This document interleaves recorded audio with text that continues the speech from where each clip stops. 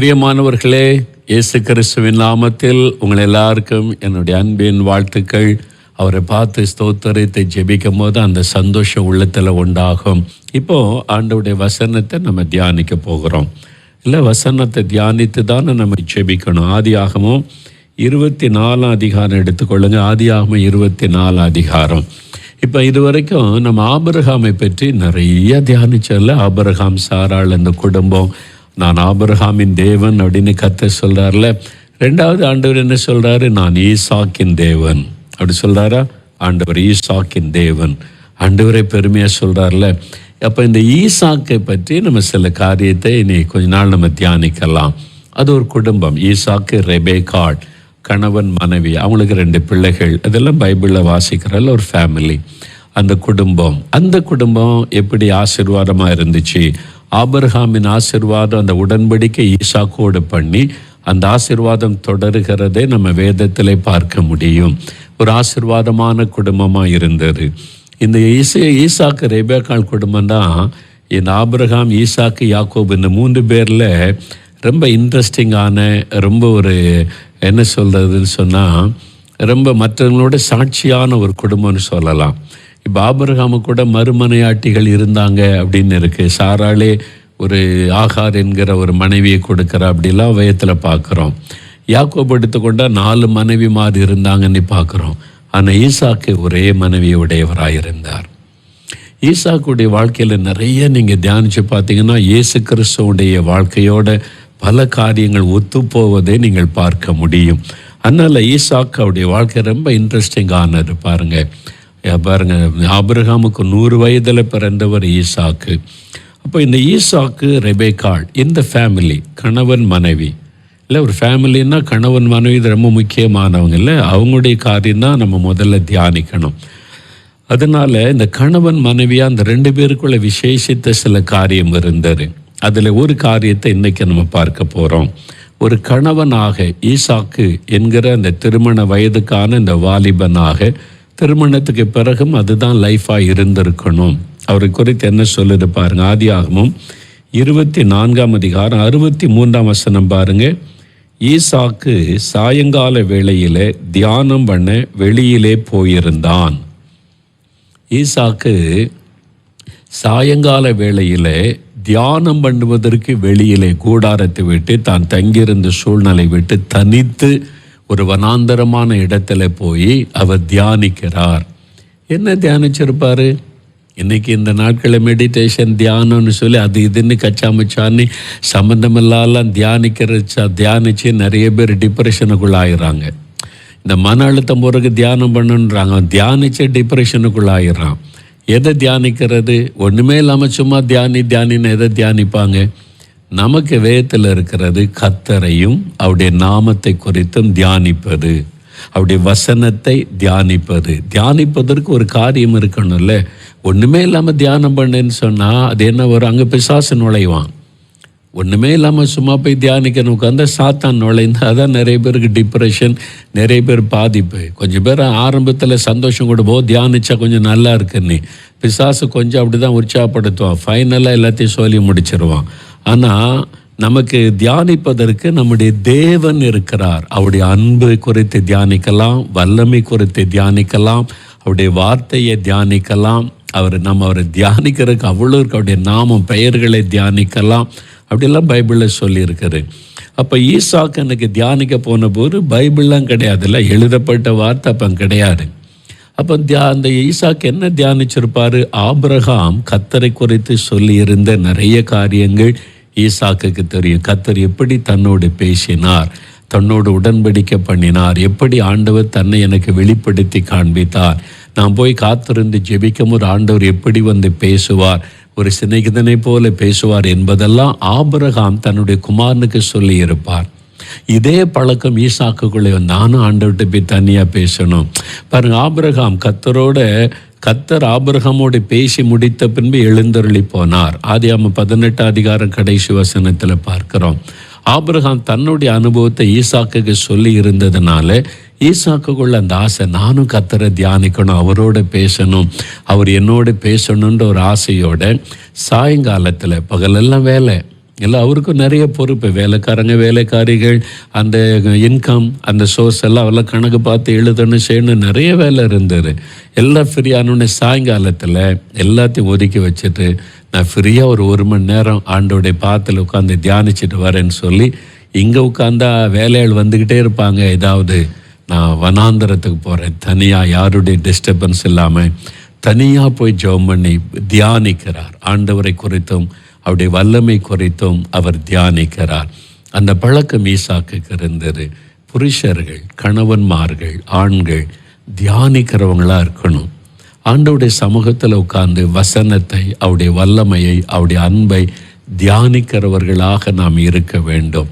வேலை முடிச்சுட்டு வரும்போது நீங்கள் பிஸ்னஸில் இருந்தாலும் சரி, ஏதாவது ஆஃபீஸில் வேலை பார்த்தாலும் சரி, சாயங்காலம் வீட்டுக்கு வரும்போது ஒரு களைப்பு இருக்கும். பகலெல்லாம் வேலை செய்த களைப்பு, சில காரியம் மென்டல் ஒரு டிஸ்டர்பன்ஸ் கூட இருக்கலாம், சில பிரச்சனைகள் வந்து உட்கார்ந்தோன்னே கொஞ்சம் சோர்வாக உங்களுக்கு தெரியும். ஒரு காஃபி குடிச்சிட்டு கொஞ்ச நேரம் அப்படியே ஒரு சோஃபாவில் வீட்டில் இளைப்பாறிட்டு ஒரு 1/2 hour இருந்துட்டு, அது பிள்ளைகள் மனைவியோடு கொஞ்சம் நேரம் பேசிட்டு, அப்புறம் நீங்கள் ஒரு மணி நேரம் தனியாக ரூமில் போய் தியானத்துக்குன்னு எடுத்துக்கொள்ளுங்க. யாரும் டிஸ்டர்பன்ஸ் இல்லாமல் நீங்கள் பெருசாலாம் வசனத்தை வாசிங்க, அப்படியே வசனத்தை தியானிங்க. அப்படி வசனத்தில் இப்படிலாம் இருக்கிற ஆண்டவரே நீங்கள் கூட இருக்கீங்க, உங்களுடைய அன்புக்காக ஸ்தோத்திரம். இது மாதிரி எனக்கு கொஞ்சம் பிரச்சனைலாம் இருக்குது, எல்லாத்தையும் உங்கள்கிட்ட வச்சிடறேன், நீங்கள் பார்த்துக்கொள்ளுங்க. சிம்பிளாக, ரொம்ப கடினமாலாம் இல்லை, சும்மா அப்படி ஜாலியாக ஃப்ரீயாக ஒரு ஃப்ரெண்டுக்கிட்ட உட்காந்து பேசுகிற மாதிரி தனியாக உட்காந்து ஆண்டவர்கிட்ட பேசுங்க. கதவெல்லாம் மூடிட்டு தனியாக நீங்கள் வெளியே போக முடியலன்னா வீட்டுக்குள்ளே, இல்லை நீங்கள் கிராமத்தில் இருக்கீங்க, ஒரு தோட்டம் இருக்குது, ஒரு வயல்வெளி இருக்குது, சும்மா அப்படி போங்க. நான் அப்படி ஜெபம் பண்ணுவேன். தோட்டத்தில் நடந்து கொண்டு ஆண்டவர்கிட்ட பேசிக்கிட்டே போவேன். நான் சொல்லுவேன், ஆண்டவர் உங்க கூட ஒரு வாக்கிங் வர விரும்புகிறேன், ஈவினிங் வாக். ஆண்டவரோட நடந்துக்கிட்டு என் கூட இயேசு இருக்கிறதை உணர்றதுனால மனம் திறந்து எல்லாத்தையும் சொல்லுவேன். இந்த மாதிரி இருக்கிற ஆண்டவர், இது எனக்கு பாதிக்குது, இது மாதிரி என்னை நேசிக்கிறன்றவங்களே துரோகம் பண்ணுறாங்க, உள்ள ஒன்று வச்சுட்டு வெளியே ஒன்று பேசுகிறாங்க, முகத்துக்கு முன்னால் நடிக்கிறாங்க, வெளியில் வேறு மாதிரிலாம் பேசுகிறாங்க, இதெல்லாம் எனக்கு தெரியும். அதெல்லாம் மனம் திறந்து ஆண்டவர்கிட்ட சொல்லுவேன். அவர் சொல்லுவார், டோன்ட் வரி, மனுஷங்க அப்படி தான் இருப்பாங்க, ஆனால் நான் இருக்கிற உனக்கு எல்லாத்தையும் புரிந்து கொள்ளுகிற தேவன். ஆண்டவர் பேசுகிறத உணர முடியும், ஒரு பெரிய ஆறுதலாக இருக்கும். அப்படி தேவ சமூகத்தில் உட்காந்து தியானிப்பார். அப்போ பாருங்கள், நீங்கள் நல்லா ஃப்ரீ ஆகிடுவீங்க. ஒரு மணி நேரம் உட்காந்து தியானிச்சுட்டு வாங்க, நீங்கள் டென்ஷன் போயிடும், இந்த மன அழுத்தம் போயிடும், கவலை போயிடும், பயம் போயிடும். அப்போ மனைவிப்பிள்ளை கூட நீங்கள் சந்தோஷமாக இருப்பீங்க. நீங்கள் அப்படியே ஆஃபீஸ் டென்ஷன், பிஸ்னஸ் டென்ஷன் பிள்ளைகள் வந்தால் நானே பெரிய தொந்தரவு இருக்க தொந்தரவு பண்ணுறப்போ பிள்ளைகள் சொல்ல, டேடி நான் ஸ்கூலில் இப்படி பண்ணால் எனக்கு மார்க் கிடைச்சதா, அது பாருங்கன்னா ஆமாம் போ அப்படின்னு தள்ளி விட்டிங்கன்னா பிள்ளைகள் பாதிக்கப்படும், மனைவி பாதிக்கப்படுவாங்க, ஃபேமிலி சந்தோஷமே பாதிக்கப்படும் உங்களால். நீங்கள் கொஞ்சம் சரிப்படுத்த ஆண்டவர்கிட்ட போங்க, தனியாக உட்காருங்க. ஜஸ்ட் ஒரு 1 hour உட்கார்ந்துட்டு பாருங்களேன். 1/2 hour ஆரம்பிங்க, ஜஸ்ட் 30 minutes. நான் போய் ஆண்டவருடைய பாத்தில் தனியாக ஒரு 30 நிமிஷம் இருந்துட்டு வரேன், யாரும் டிஸ்டர்ப் பண்ணாதுங்கன்னு சொல்லி நீங்கள் போய் சும்மா அமைதியாக உட்காருங்க. ஆண்டவர் உங்கள் பாதத்தில் நான் வந்திருக்கிறேன் அப்படின்னு வசனத்தை நல்ல ஒரு 15 நிமிஷம் வாசித்துட்டு அப்படி அமைதியாக உட்கார்ந்து அந்த வசனத்தை தியானிங்க. ஆண்டவருடைய அன்பை, அவருடைய சிலுவை அன்பை, அவர் நமக்காகப்பட்ட பாடுகளை அப்படியே தியானித்து மனசில் ஸ்தோத்திரம். வேறு ஒன்றும் வேண்டாங்க, வேறு ஒரு அஜெண்டா வைக்காதுங்க. ஜஸ்ட் போய் sit in the presence of the lord. அப்படி அன்பை அப்படி தியானிச்சுட்டு அப்படியே நீங்கள் வாருங்களேன், ஃப்ரீ ஆகிரும். அப்போ உங்கள் பிள்ளைகிட்ட சந்தோஷமாக பேசுவீங்க, மனைவிகிட்ட பேசுவீங்க. ஆண்டவர் நமக்கு இவ்வளவு அருமையான காரியத்தை எல்லாம் வச்சுருக்கும் போது எதுக்கு நீங்கள் குழப்பம் அடையணும்? அங்கே ஓடணும், இங்கே போகணும், இங்கே தியானம் ஒன்றும் தேவை. உங்கள் வீட்டில் அவர் இருக்கிறார், இனிமையானவர், அவரை தியானிங்க. இந்த தப்பான தியானத்துக்கு போய் மாட்டிக்கொள்ளாதுங்க. அதுக்கு பின்னால் இருப்பது பிசாசு, வஞ்சிக்கிற ஆவி. தியானன்ற பேரில் நிறைய பேரை வஞ்சித்து அடிமையாக்கி கொண்டு இருக்கிறான். அதுக்கு இடம் கொடுக்காம ஆண்டவரை தியானிங்க, அப்படி வசனத்தை தியானிங்க. பாருங்கள், ஈசாக்கு அப்படி தியானிக்கிற ஒரு புருஷனாக இருந்ததுனால அந்த குடும்பத்துக்கு ஒரு பெரிய ஆசீர்வாதம். நீங்கள் பின்னால் பார்த்து அந்த ஈசாக்கு ரெபேக்காள் எவ்வளோ சந்தோஷமாக வாழ்ந்தாங்கன்றதை நீங்கள் பைபிளை வாசித்தா தெரியும். அவங்க வயதான காலத்தில் கூட கணவன் மனைவி சந்தோஷமாக அவங்க விளையாடினார்கள். ஒரு மகிழ்ச்சியாக சந்தோஷமாக அவங்க இருக்கிறத பைபிள் குறிப்பிடுகிறது. அப்போ அந்த மாதிரிலாம் இருக்கணும்ல. இப்போ மூஞ்ச முடிச்சுட்டு என் பாரு யாருக்கு தெரியும், எங்கள் ஆஃபீஸில் பிரச்சனை, எங்கள் பிஸ்னஸில் பிரச்சனை, இதையே நீங்கள் பேசிக்கிட்டு இருந்தால் குடும்பம் எப்படி சந்தோஷமாக இருக்கும்? நான் உங்களுக்காக தானே கஷ்டப்படுறேன், உங்களுக்காக தானே பண்ணுறேன், இதெல்லாம் நீங்கள் பேசாருங்க. உலக மக்களை போல ஆண்டவர் கூட இருக்கிறார், அவர் நடத்துவார். நீங்கள் தியானிச்சு எப்பொழுதும் உங்களுடைய மனதில் ஒரு ஃப்ரீயாக இருக்கணும். கொஞ்சம் பாரமாக தெரியுதுன்னு சொன்னால் ஒரு அரை மணி நேரம் போய் கதவை மூடி வசனத்தை தியானித்து உட்காந்துட்டு வாங்க. நீங்கள் ஆண்டவரை தியானிச்சுட்டு வாங்க, எல்லாம் ஃப்ரீ ஆகிரும். ஈசாக்குக்கு அந்த பழக்கம் இருந்துரு பாருங்க, தியானிக்கிற பழக்கம். நிறைய சகோதரர்களுக்கு இருக்கிற எனக்கு தெரியும். அது மாதிரி சிலரை நான் பார்த்துருக்கிறேன். பிஸ்னஸ் பண்ணுற ஆட்களுக்கு கூட பார்த்துருக்கிறேன். ஒரு பெரிய பிஸ்னஸ் பண்ணுற ஃபேக்ட்ரி அதெல்லாம் நடத்துகிறவங்க ஒரு சின்ன சேப்பல் வச்சுருந்தாங்க. என்னை கூட்டு கொண்டு காமிச்சாங்க. இது எதுக்குன்னு கேட்டாங்க. இந்தியாவுடைய வரைபடம் அதெல்லாம் இருக்குது. அதெல்லாம் பார்த்துட்டு அப்போ சொன்னாங்க, நான் சாயங்காலத்தில் இங்கே 1 மணி நேரம் நான் தனியாக உட்காந்து ஜெபம் பண்ணேன். பெரிய பிஸ்னஸ் மேன், எத்தனையோ ஒர்க்கர்ஸ் வச்சு வேலை, ஃபேக்ட்ரிக்குள்ள தனியாக ஒரு இடம் வச்சுங்க, சேப்பல் மாதிரி அழகாக பண்ணி நான் டெய்லி ஈவினிங்கில் இங்கே ஒரு 1 மணி நேரம் உட்காருவேன். பிஸ்னஸில் நிறைய டென்ஷன் காரியெல்லாம் இருக்கும். நான் ஆண்டவர் பாத்தில் உட்காந்து, ஆண்டவரே பிஸ்னஸ் எல்லாம் ஓரம் கட்டிடுறேன், எல்லாம் இருக்கட்டும், நான் தேசத்துக்காக ஒரு 1 மணி நேரம் செபிக்கணும் உட்காந்து இந்த மேப்பெல்லாம் வச்சு இந்தியாவுக்காக, அது மாதிரி நம்முடைய தமிழ்நாட்டுக்காக எல்லாம் மக்களுக்காக 1 மணி நேரம் உட்காந்து ஜெபம் பண்ணுவேன். மனசுக்கு ரொம்ப சந்தோஷமாக ஃப்ரீ ஆயிரும். நான் மகிழ்ச்சியாக போய் அடுத்து என் பிஸ்னஸ் காரியத்தை கவனிப்பேன்னு சொன்னாங்க. நம்ம தான் அதை செய்யணும். நீங்கள் தான் அதுக்கு உங்களை அர்ப்பணித்து கொள்ளணும். ஒன்றுமே செய்யாமல் சாக்கு போக்கு சொல்லி கொண்டிருக்கூடாது, சரியா? அப்போ ஆண்கள் டென்ஷனாக இருக்கிறேன், கோபமாக இருக்கிறேன், நீங்கள் போய் தியானம் பண்ணுங்க, ஆண்டவுடைய பாத்தில் உட்காருங்க, ஆண்டவுக்கு ஒரு டைம் கொடுங்க, உட்கார்ந்துட்டு வாங்க, உடனே ஃப்ரீ ஆயிரும் பாருங்க. அப்போ உங்களுடைய குடும்பம் நல்லா இருக்கும், ஃபேமிலியில் ஒரு சந்தோஷம் மகிழ்ச்சி இருக்கும், சரியா? அடுத்தது பாருங்க, ரெபேக்காள் மனைவி எப்படிப்பட்டவளாக இருந்தால், ஆதியாகமம் 25ஆம் அதிகாரம் 22வது வசனம் பாருங்க. ஆதியாகமம் 25, 22, 23 ரெபேக்காள் அவள் கர்ப்பத்திலே, இப்போ அவளுக்கு 20 வருஷமாக குழந்தை கிடையாது. ஈசாக்கை ஜெபம் பண்ணுகிறார். ஆண்டவர் அவருடைய கர்ப்பத்தை ஆசீர்வதிக்கிறார். அவள் கர்ப்பத்திலே பிள்ளைகள் ஒன்றோடு ஒன்று மோதி கொண்டிருந்தன. அப்பொழுது அவள், இப்படியானால் எனக்கு எப்படியோ என்று சொல்லி கர்த்தரிடத்தில் விசாரிக்கும்படி போனாள். இந்த வசனம் பாருங்களேன், என்னை ரொம்ப கவர்ந்து கொண்டது. ரெபேக்காள் ஒரு புறஜாதி குடும்பத்திலிருந்து வந்தவள். ஆபிரகாம் ஈசாக்கு தான் கர்த்தரை தெரியும்.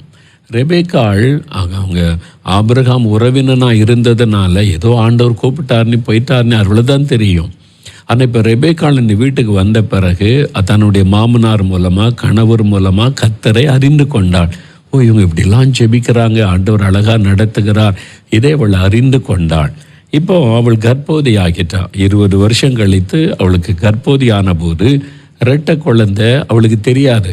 இப்போ மாதிரி ஸ்கேனு அதெல்லாம் கிடையாது இல்லை. அதனால் அப்போ மருத்துவ வச்சுக்கன்னு ஒன்று வச்சுருப்பாங்க, சின்ன சின்ன காரியத்தில் ஹெல்ப் பண்ண, அவ்வளோதான். அப்போ கர்ப்பத்தில் குழந்தைகள் ஒன்றோடு ஒன்று மோதி கொண்டதான். மோதி கொண்ட உடனே இவளுக்கு என்னது, நமக்கு ஏதோ நடக்குது, ஆனால் என்னன்னு தெரியல, இது ஏன் இந்த மாதிரி இருக்குன்னு தெரியல. இப்போ ரெபேக்காள் ஒரு பெண், முதல் பிரசவம்.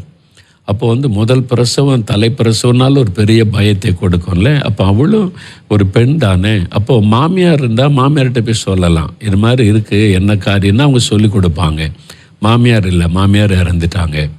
தாய் பக்கத்தில் இருந்தால் தாய்கிட்ட கேட்கலாம். அதனால தான் இந்த பிரசவ டைமில் பெண்கள் தாய் வீட்டுக்கு அனுப்புகிற காரணம், அவங்க மனம் திறந்து எல்லாத்தையும் தாய்கிட்ட தான் பேச முடியும். தாய் தான் அதை உணர்ந்து கொள்ள முடியும். மற்றவங்க என்னதான் இருந்தாலும் அவங்க ஃப்ரீயாக பேச முடியாது. அப்போ தாய் கூட பக்கத்தில் இல்லை ரெபேக்காளுக்கு. அவள் தூரமாக இருக்கிற, தாயும் இல்லை, மாமியாரும் இல்லை. அப்போ வேலைக்காரிங்க தான் இருக்கு, அவன்கிட்ட போய் எப்படி இதெல்லாம் சொல்ல முடியும்ல. ஆபிரகாம் ஆண் மாமனார், ஈசாக்கு ஆணாக இருக்கு, அவங்கள்ட்ட போய் இப்படி இதெல்லாம் பேச முடியும், அவங்களுக்கு தெரியாது. அப்போ யோசிக்கிறா, என்ன பண்ணலாம், எனக்கு கர்ப்பத்தில் இப்படி இருக்குது, அப்படியானால் எப்படியோ ஒரு பயம் வருது உள்ளத்தில். இப்படியானால் எனக்கு எப்படியோ என்னாகுமோ தெரியல, ஒரு பயம் வருது. அவ்வளோ ஒரு பெண் தானே. அப்போ தனித்து விடப்பட்ட நிலம், ஒரு பயம் வந்தபோது கர்த்தரிடத்தில் விசாரிக்கும்படி போனாள். எங்கே போயிருப்பா? இந்த காலத்துலன்னு சர்ச்சுக்கு போவோம், ஜெபிக்கிற அறைக்கு போவோம். அந்த காலத்தில் ஒன்றுமே கிடையாது, ஆசரிப்பு கூடாரம் கிடையாது, தேவாலயம் கிடையாது. விசாரிக்க போனாள்னு இருக்கிற தன்னுடைய கணவன் வனாந்தரத்தில் போய் ஜெபம் பண்ணுவார். அவங்க பலிபீடம் கட்டி கர்த்தரை தொழுது கொள்வாங்க. ஆபிரகாம் அப்படி ஒரு பலிபீடம் இருந்திருக்கணும். ஒருவேளை அங்கே போய் அவள் ஜெபித்திருக்கலாம், ஆண்டவரே என் மாமனாரின் தேவனே, என் கணவருடைய தேவனே, என்ன நடக்குன்னு எனக்கு தெரில, எனக்கு யார்கிட்ட போய் கேட்கன்னு தெரில, நான் உங்கள்கிட்ட வந்திருக்கிறேன்னு பேசும்போது விசாரிக்கிறாள், இது என்னதுன்னு எனக்கு விளங்கலை. அப்போ கர்த்தர் அவளுக்கு பேசுகிறார், உன் கர்ப்பத்தில் 2 குழந்தை இருக்குது, 2 ஜாதி அதில் என்ன புறப்படும், இளையவன் மூத்தவன் இளையவனை சேவிப்பான், எல்லாம் ஆண்டவர் பேசிட்டார். தெளிவாக பிள்ளைகளுக்கு ஒருத்த எதிர்காலத்தை சொல்லி கொடுத்துட்டார். இப்போ அவளுக்கு பெரிய சந்தோஷம். அப்போ தேவனிடத்தில் விசாரிக்கிற ஒரு மனைவியாக இருந்தாள். கணவன் தியானிக்கிறவன், மனைவி தேவனிடத்தில் விசாரிக்கிறவள். இப்படி ஒரு குடும்பம் இருந்தால் எப்படி இருக்கும் இல்லை? அப்போ கணவன் மனைவி 2 பேருமே இதை அறிந்து கொள்ளணும். நீங்கள் சந்தோஷமாக இருக்கணும், மனைவி மட்டும் ஜெபிச்சா போதாது, கணவன் மட்டும் ஜெபித்தா போதாது. கணவனும் தேவனை தியானிக்கிறவங்களாக இருக்கணும், மனைவியும் தேவனிடத்தில் விசாரிக்கிறவளாக இருக்கணும். அப்போ தான் அந்த குடும்பத்தில் ஆசீர்வாதம். நீங்கள் கர்த்தரிடத்தில் விசாரிக்கிறீங்களா? எதுக்கெடுத்தாலும் புருஷன்கிட்ட போய் சண்டை போட்டுக்கிட்டு இருக்கீங்களா? என்ன நான் உங்கள்கிட்ட தானே சொல்லுவேன், நீங்கள் தானே நீ பல்ல கடிக்கிறீங்களா? தப்பு. முதல்ல ஆண்டவர்கிட்ட போங்க, அரைக்கருவை மூடுங்க. ஆண்டவர் உங்ககிட்ட வந்திருக்கிறேன், இந்த மாதிரி ஒரு பிரச்சனை, நீங்கள் எனக்கு ஆலோசனை கொடுங்க. கர்த்தரிடத்தில் விசாரிங்க. சும்மா எதுக்கெடுத்தாலும் முறுத்துக்கிட்டு சண்டைக்கு போகிறது, யார்கிட்டையும் கோவப்படுவது. முதல்ல ஆண்டவர்கிட்ட போங்க, அவர்கிட்ட வேணால் கோவப்படுங்க. என்ன இருக்குது இந்த மாதிரி வச்சுருக்கீங்க ஆண்டவரை, எனக்கு அப்படிலாம் இருக்கணும், என்ன எனக்கு விலங்கலை சொல்லிக் கொடுங்க அப்படின்னு கேளுங்க. அவர் பொறுமையாக சொல்லிக் கொடுப்பார். விசாரிக்கணும். இது நல்ல அற்புதமாக நான் இந்த ஈசாக்கு ரெபேக்காள் குடும்பத்தில் நம்ம கற்றுக்கொள்ள வேண்டிய காரியம். இன்றைக்கி ஒப்பு கொடுக்குறீங்களா? ஆண்டவரை நான் என்னை தியானிப்பேன், உம்முடைய சமூகத்தில் இந்த டென்ஷன், இந்த மாதிரி டிப்ரெஷன், இந்த கோபத்துக்கெல்லாம் இடம் கொடுக்க மாட்டேன். உம்முடைய சமூகத்தில் நான் தியானித்து நான் நல்ல ஒரு விடுதலை பெற்றுக்கொள்வேன். மனைவியும் என் புருஷன்ட்டு போய் சண்டை போடுறது, மாமியார்கிட்ட சண்டை போடுறது, பிள்ளைகளை அடிக்கிறது, இதெல்லாம் செய்ய மாட்டேன். இனிமேல் உங்ககிட்ட நான் விசாரிக்கிறேன், ஆண்டவரே நீங்கள் எனக்கு ஆலோசனை கொடுங்க, சொல்லிக் கொடுங்க, எனக்கு கற்றுக் கொடுங்க அப்படின்னு சொல்லி பழகுங்க. கொஞ்ச நாள் நீங்கள் பழக அந்த அனுபவம் வந்துடும். அப்போ அப்படி ஜெபிக்கலாமா, ஒப்பு கொடுக்கலாமா? ஈசாக்கு ரெபேக்காளும் போல ஒரு ஆசீர்வாதமான குடும்பமாக நாங்கள் இருக்கணும், எங்களை ஆசீர்வதிங்க ஆண்டவரே நீ கேட்குறீங்களா? ஜெபிக்கலாம், முழங்கால் படியிடுங்க. அப்போ உங்களுடைய ஃபேமிலியில் நீங்கள் எப்படி இருக்கிறீங்க? ஈசாக்கள் ரெபேக்காள் மாதிரி இருக்க ஒப்பு கொடுத்து கொள்ளுங்க.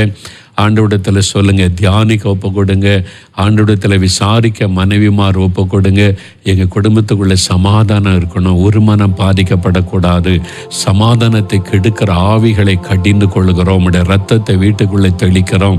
கணவன் மனைவி பெற்றோர் பிள்ளைகள் ஆண்டவரே மாமியார் மருமகள் எல்லாருக்குள்ள ஒரு சமாதான ஐக்கியம் இருக்கணும். ஜோமனுங்க கண்களை மூடி, எங்கள் குடும்பம் உங்கள் குடும்பப்பா, எங்கள் குடும்பத்தில் சமாதானம் இருக்கணும், எங்கள் குடும்பத்தை வேலி அடைத்து காத்து கொள்ளுங்க. ஒரு மனதை கெடுக்கிற ஆவி, சமாதானத்தை கெடுக்கிற ஆவிகளை கடிந்து கொள்ளுகிறோம். உம்முடைய ரத்தத்தின் பாதுகாப்புக்குள்ள எங்கள் குடும்பத்தை ஒப்பு கொடுக்கிறோம். ஆண்டவரே ஒரு நல்ல கணவனாக நான் தியானிப்பதற்கு என்னை ஒப்பு கொடுக்கிறேன். ஈசாக்கை போல தியானிக்க, உம்மை தியானிக்க உதவி செய்யும். ரெபேக்காளை போல உம்மிடத்தில் விசாரித்து காரியங்களை செய்ய கிருபை தாரும். மாம்சத்துக்கு இடம் கொடுக்காதபடி, கோபத்துக்கும் எரிச்சலுக்கு இடம் கொடுக்காதபடி உம்முடைய சமூகத்தில் காத்திருக்க எனக்கு கிருபை தாரும். ஆண்டவரே குடும்பத்துக்குள்ள எல்லாருக்குள்ள ஒரு அன்பு, ஐக்கியம், சமாதான, சந்தோஷம் காணப்படணும். ஒரு குட்டி மோட்சமாக எங்களுடைய குடும்பத்தை ஆசீர்வதிங்க. இயேசுவின் நாமத்தில் ஆசீர்வதித்து ஜெபிக்கிறோம். பாதுகாத்து கொள்ளுங்க. எங்கள் குடும்பத்தை எழுப்புதல்ல பயன்படுத்துங்க. நாங்கள் எல்லாரும் ஜெபிக்கணும், நாங்கள் எல்லாரும் உமக்கு ஊழியம் செய்யணும், ஆத்துமாக்களை கொண்டு வரணும், பயன்படுத்துங்க. சாட்சியாயிருக்க எங்களை ஒப்பு கொடுக்கிறோம். எங்கள் சபையை ஒப்பு கொடுக்கிறோம். எங்கள் சபைக்குள்ள எழுப்புதல் வரட்டும். எங்கள் சபைக்குள்ள இருக்கிற எல்லா குடும்பங்களும் ஆண்டவரை ஈசாக்கை போல ரெபேக்காளை போல குடும்பங்கள் கட்டப்படட்டும். சமாதான, சந்தோஷம், ஐக்கியம் உண்டாகட்டும். எங்கள் குடும்ப சபைக்குள்ள எழுப்புதல் உண்டாகட்டும். சபைக்குள்ள பிரிவினைகள், அன்பற்ற தன்மைகள் எல்லாம் மாறட்டும். எங்களுடைய சபையில் எழுப்புதல் அனுப்ப. எங்களுடைய தெருவில் இருக்கிற எல்லாரையும் ரட்சியும். எல்லா குடும்பங்களுக்குள்ள இதே சந்தோஷத்தை தாரும். எங்கள் பக்கத்து வீடு, எதிர் வீடு, தெருவில் இருக்கிற எங்கள் சகோதர சகோதரிகள் அவங்களுக்கெல்லாம் இந்த ஆசீர்வாதத்தை கொடுங்க. ரட்சிக்கப்படட்டும், இந்த அன்பை கொடுங்க. எல்லா குடும்பத்தில் இந்த மகிழ்ச்சி வரட்டும். எங்களுடைய ஊர் முழுவதும் ஆண்டவருடைய பிரசன்னம் இறங்கட்டும். எங்கள் தேசம் முழுவதும் குடும்பங்களை கர்த்தர் சந்திங்க, ஆசீர்வாதம் ஆசீர்வதிங்க, ரட்சிங்க.